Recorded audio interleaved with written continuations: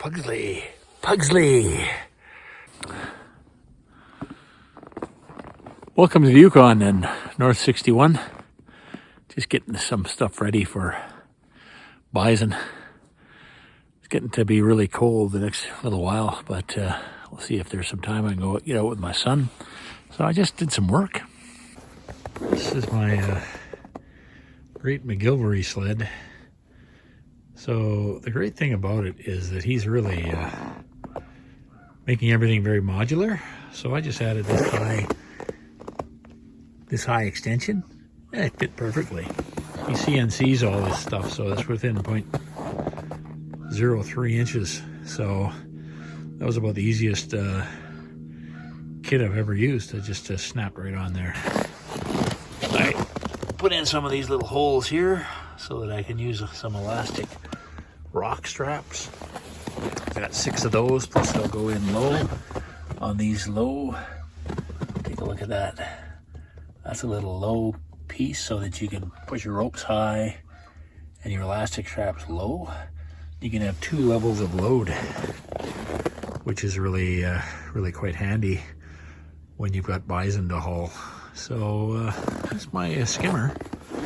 That's the Hunter skimmer. It's the little bit smaller than his expedition skimmer, but it's big enough for certainly a full load and bringing back a bison, especially if I'm going out with one other guy with a very small sled. Like here's one of those small sleds from Canadian Tire, which are okay. The old Tundra, trying to get it running. I also put on another just 1-point hitch there so that I can take that home and my son home if we get stuck, if we get broken down. So here's the mighty Tundra. Get it going. Just put a new battery in the old Yamaha. Getting close to the shortest day of the year. So the sun's coming up there. It's about 1 o'clock. So, what do I bring? This is my recovery kit. So I bring a 2,000-pound come along. It's just a cheap Canadian Tire. A tree strap underneath it. That snow bungee kit is 20 feet of basically strap that could be used to haul the Skidoo. I got the 2 sizes of snow bungee, which allows you to put some elastic tension when you're just out by yourself, or even when you're alone, or even when you're with 2 guys. You can pull over like a foot or 2 feet rather than just the 6 or 7 inches you can get yourself. So you can put 200 pounds on a machine and it'll carry about a foot. And then I've got some rope that's a dynamic rope. So it's got a bit of stretch to it. So that'll help you yank somebody out without breaking everything. So the elastic goes into the rope. So I got 50 feet of rope. And I've also got pulleys. These types of pulleys that fit on a really good carabiner to redirect the pull. So that's really good. I always have an axe, but there's a saw. It's just big enough to fit in the bag.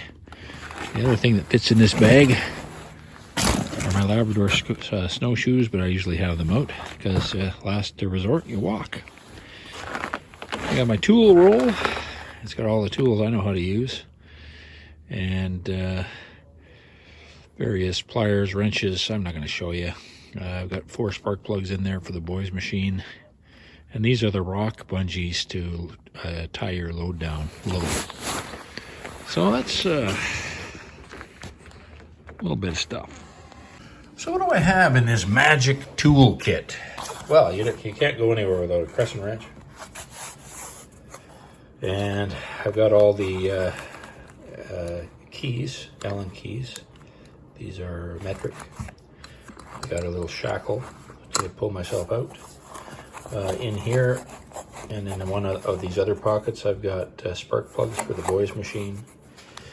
You don't leave home without a pair of vice grips. And these are my dad's. These are original vice grip brand. Knipex parallel jaw pliers that are, you can open those up. And with those two things, you can basically get two ends of a thing. I got my dad's old, beautiful old ball peen hammer. I've got that in my canoe set too in the summer, so I take that between sets. Pair of an electrician's multi-tool, which are needle nose pliers and all sorts of strippers. I got some bolt cutters, little tiny bolt cutters from Knipex.